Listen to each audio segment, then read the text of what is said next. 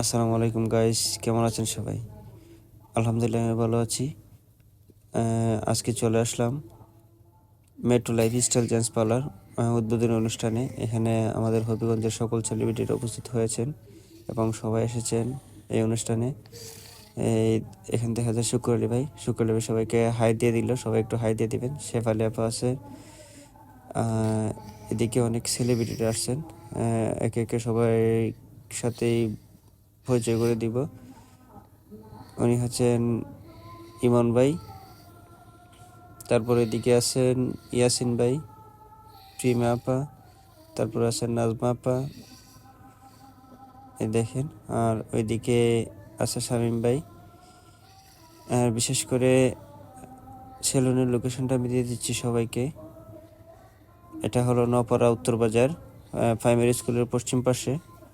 তো এখানে সবাই চলে